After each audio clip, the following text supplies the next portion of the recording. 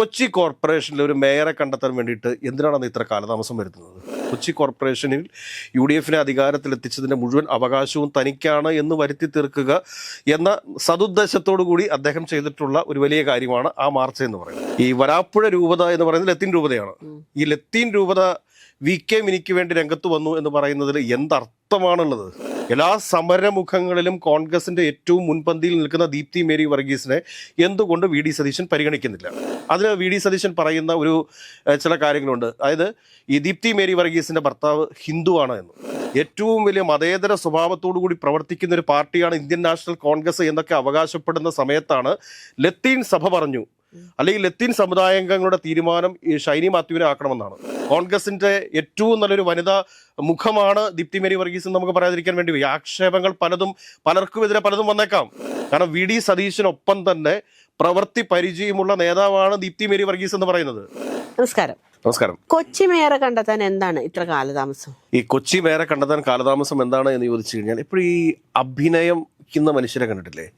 ഈ രാഷ്ട്രീയക്കാരിൽ ഈ ഏറ്റവും ഉന്നതിയിലെത്തുന്നവരെല്ലാം ഏറ്റവും നല്ല അഭിനേതാക്കളും കൂടെ ആയിരിക്കും. രാഷ്ട്രീയക്കാർ മാത്രമായിരിക്കില്ല, അവർക്ക് പൊളിറ്റിക്സും അറിയാവുന്ന അഭിനേതാക്കൾ കൂടിയാണ് എന്നുകൂടി നമ്മൾ മനസ്സിലാക്കേണ്ടതുണ്ട്. കാരണം കൊച്ചി കോർപ്പറേഷൻ്റെ ചുമതലയുണ്ടായിരുന്നത്, അതായത് കോൺഗ്രസിന്റെ ചുമതലയുണ്ടായിരുന്നത് VD സതീശനാണ്. അപ്പോൾ VD സതീശന്റെ വിജയമായിട്ടാണ് കൊച്ചി കോർപ്പറേഷൻ നേടിയ വിജയത്തെ അവതരിപ്പിക്കാൻ വേണ്ടിയിട്ട് ചില കോണുകളിൽ നിന്ന് ചില ആളുകൾ പരിശ്രമിച്ചുകൊണ്ടിരിക്കുന്നത് എന്നുള്ള കാര്യം നമ്മൾ മനസ്സിലാക്കേണ്ടതുണ്ട്. തിരുവനന്തപുരത്തായിരുന്ന VD സതീശൻ കൊച്ചിയിൽ വന്നിറങ്ങുന്ന സമയത്ത് റെയിൽവേ സ്റ്റേഷനിൽ നിന്ന് നഗരത്തിലേക്ക് മാർച്ച് സംഘടിപ്പിച്ചു. കാരണം ഇതിന്റെ അവകാശവാദം മുഴുവൻ കൊച്ചി കോർപ്പറേഷനിൽ UDF-നെ അധികാരത്തിലെത്തിച്ചതിന്റെ മുഴുവൻ അവകാശവും തനിക്കാണ് എന്ന് വരുത്തി തീർക്കുക എന്ന സതുദ്ദേശത്തോടു കൂടി അദ്ദേഹം ചെയ്തിട്ടുള്ള ഒരു വലിയ കാര്യമാണ് ആ മാർച്ച് എന്ന് പറയുന്നത്. ഒരു കാര്യം നമ്മൾ നോക്കിക്കേ, കൊച്ചി കോർപ്പറേഷന് മൊത്തം കോൺഗ്രസിനകത്ത് 13 റിബൽ സ്ഥാനാർത്ഥികളുണ്ടായിരുന്നു.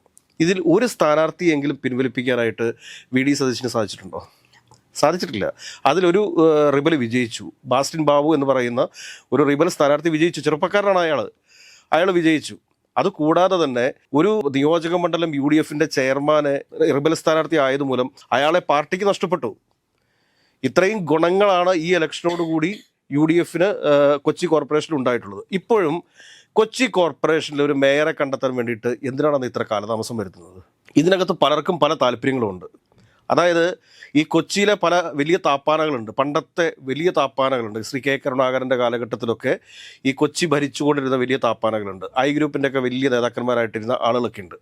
അപ്പോൾ അവരെ സംബന്ധിച്ചിട്ട് അവരെക്കുറിച്ച് കൊച്ചിക്കാർക്കുള്ള ഒരു അഭിപ്രായം എല്ലാവർക്കും അറിയാം. കഴിഞ്ഞ പ്രാവശ്യം തന്നെ കൊച്ചി മേയറാകാൻ വേണ്ടിയിട്ടൊക്കെ മത്സരിച്ച് പരാജയപ്പെട്ടു പോയ ആളുകളൊക്കെ ഉണ്ട്. അവരുടെ ലക്ഷ്യം എന്താണെന്ന് വെച്ച് കഴിഞ്ഞാൽ കച്ചവടം ചെയ്യുക എന്നുള്ളത് മാത്രമാണ്. കച്ചവടം ചെയ്യുക എന്നതിനപ്പുറത്തേക്ക് വേറെ ഒരു രാഷ്ട്രീയ സാമൂഹിക ബോധവും അവരെ നയിക്കുന്നില്ല എന്ന് വേണം നമ്മൾ മനസ്സിലാക്കാനായിട്ട്.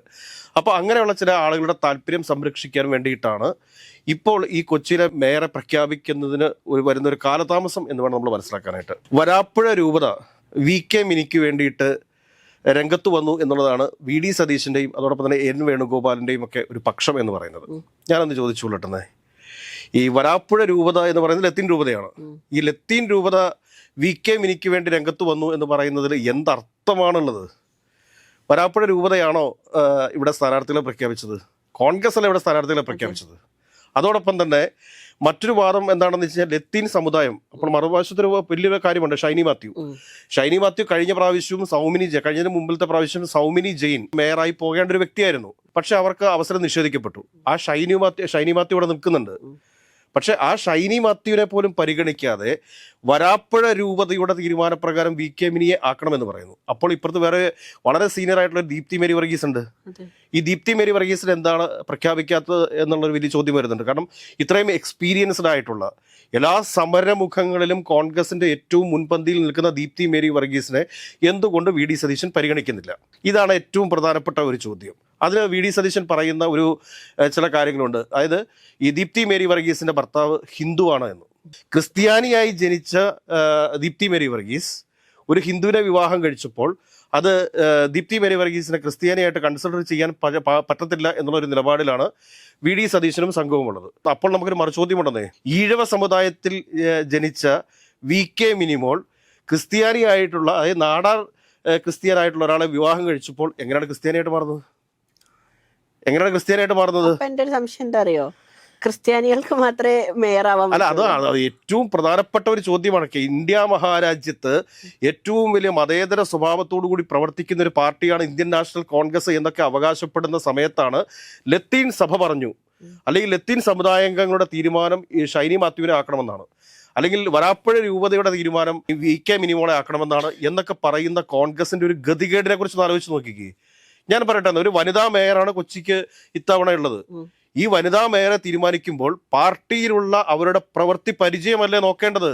ഒരു പാർട്ടിക്ക് വേണ്ടി 10, 32, 35 വർഷക്കാലം പണിയെടുത്തിട്ടുള്ള ഒരു വനിതയെ മാറ്റി നിർത്തിക്കൊണ്ട് മറ്റാരെയെങ്കിലും പരിഗണിക്കേണ്ട കാര്യമുണ്ടോ? മറ്റേതെങ്കിലും ജാതി സമവാക്യങ്ങളുടെ പേരിൽ മറ്റാരെങ്കിലും പരിഗണിക്കേണ്ട ആവശ്യമുണ്ടോ? ഇതിന് പിന്നെ ഒറ്റ ലക്ഷ്യം മാത്രമേ ഉള്ളൂ.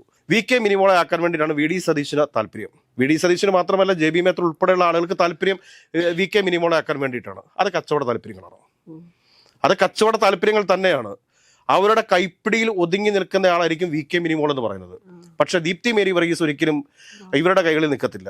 കാരണം VD സതീശനൊപ്പം തന്നെ പ്രവൃത്തി പരിചയമുള്ള നേതാവാണ് ദീപ്തി മേരി വർഗീസ് എന്ന് പറയുന്നത്. ദീപ്തി മേരി വർഗീസിനെതിരെ അനാവശ്യമായ ആരോപണങ്ങളൊക്കെ ആയിട്ട് പലരും വരും. ഇപ്പം ഞാൻ പറയട്ടെ, ഒരു കേസുകളൊക്കെ ഇല്ലാത്ത ആരെങ്കിലും ഈ രാജ്യത്തുണ്ടോ? അപ്പം അതുകൊണ്ട് ഞാൻ പറയുന്ന ഒരു കാര്യം എന്താ വെച്ചാൽ, ഷൈനി മാത്യുവിനും അർഹതയുണ്ട്, അതോടൊപ്പം തന്നെ ദീപ്തി മേരി വർഗീസിനും അർഹതയുണ്ട്. ഇത് ഷൈനി മാത്യു എങ്ങനെയാണ് അർഹതപ്പെടുന്നത്? കാരണം കഴിഞ്ഞ പ്രാവശ്യം സൗമിനി ജെയിൻ മേയറായിരിക്കുന്ന സമയത്ത് അവർ കൊച്ചി മേയറായി മാറേണ്ടതായിരുന്നു. അന്ന് അവർക്ക് ആ ഒരു അവസരം നിഷേധിക്കപ്പെട്ടിട്ടുണ്ട്. ഒരു നീതി നിഷേധം തന്നെയാണ് അവിടെ നടന്നിട്ടുള്ളത്. അപ്പൊ ഷൈനി മാത്യുവിനെ അവതരിപ്പിക്കുന്നതിന് പ്രശ്നമില്ല. മറിച്ച് ദീപ്തി മേരി വർഗീസിന് അവകാശപ്പെട്ടതാണ്. അവർ കഴിഞ്ഞ പ്രാവശ്യത്തെ ഇവിടുത്തെ കോർപ്പറേഷൻ കൗൺസിൽ മെമ്പർ ആയിരുന്നു. അതുകൂടാതെ തന്നെ KPCC ജനറൽ സെക്രട്ടറിയാണ്. കോൺഗ്രസിന്റെ ഏറ്റവും നല്ലൊരു വനിതാ മുഖമാണ് ദീപ്തി മേരി വർഗീസ് എന്ന് നമുക്ക് പറയാതിരിക്കാൻ വേണ്ടി വയ്യ. ആക്ഷേപങ്ങൾ പലർക്കുമെതിരെ പലതും വന്നേക്കാം. ഞാൻ പറയട്ടെ, കോൺഗ്രസ് എന്ന പാർട്ടിക്ക് വേണ്ടിയിട്ട് സമരമുഖങ്ങളിൽ മുന്നിട്ട് നിൽക്കുന്ന വ്യക്തി തന്നെയാണ് ദീപ്തി മേരി വർഗീസ്. അതിനർത്ഥം അഡ്വക്കേറ്റ് മിനിമോൾ സമരമുഖത്തില്ല എന്നുള്ളതല്ല. പക്ഷേ മിനിമോൾക്ക് ഇനി അവസരം ഉണ്ടല്ലോ. പക്ഷെ മിനിമോളെ തന്നെ ഇവിടെ കൊച്ചിയുടെ മേയർ ആക്കുകയുള്ളൂ എന്ന് VD സതീശന്റെ മാത്രം തീരുമാനമാണ്. അത് VD സതീശൻ തുറന്നു പറയണം. എന്റെ തീരുമാനം VK മിനിമോൾ കൊച്ചിയുടെ മേയർ ആകുന്നതാണ് എന്ന് തുറന്നു പറയട്ടെന്നേ.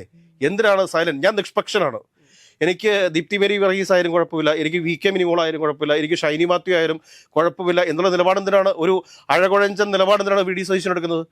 VD സതീശൻ തുറന്നു പറയുക, VK മിനിമോളാണ് എൻ്റെ കാൻഡിഡേറ്റ്, VK മിനിമോളെയാണ് ഇവിടെ കൊച്ചിയുടെ മേയറാക്കേണ്ടത് എന്ന് പറ.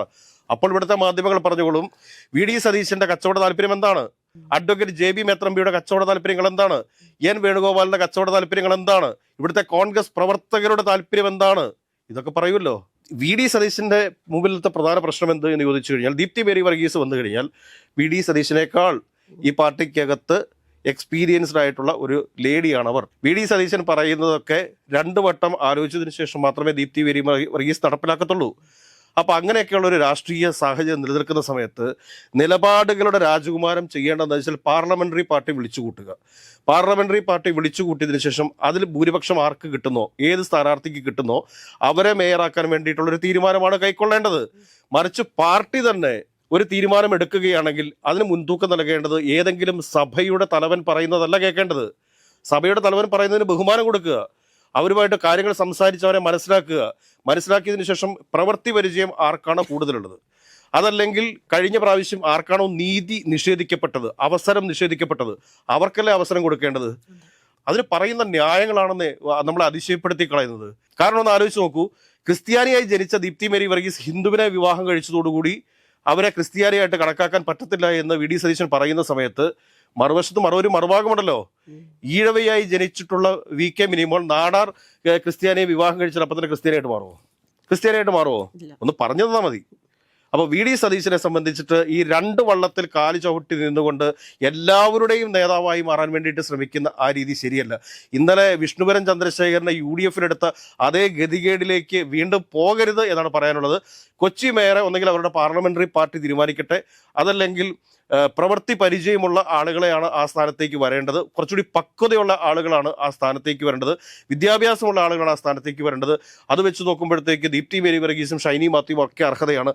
അതിനുശേഷം മാത്രമേ VK മിനിമോൾ വരുന്നു എന്നുള്ളൊരു രാഷ്ട്രീയ യാഥാർത്ഥ്യം VD സതീശൻ ഉൾക്കൊള്ളണം. മറിച്ച് കച്ചവട താല്പര്യങ്ങൾക്ക് വേണ്ടിയിട്ട് VK മിനിമോളെ കൊച്ചിയുടെ മേയറാക്കി വെച്ചു കഴിഞ്ഞാൽ എന്നേക്കുമായിട്ട് കൊച്ചി കോർപ്പറേഷനകത്ത് വരുന്ന നിയമസഭയും നഷ്ടപ്പെടുന്ന കാലം അത്ര വിദൂരമല്ല എന്നുള്ള രാഷ്ട്രീയ യാഥാർത്ഥ്യം VD സതീശനും അദ്ദേഹത്തിനൊപ്പം നിൽക്കുന്ന ആളുകളും ചിന്തിക്കുന്നതും പ്രവർത്തിക്കുന്നതും നല്ലതായിരിക്കും എന്ന് ഇത്രമേ നമുക്ക് പറയാനുള്ളൂ.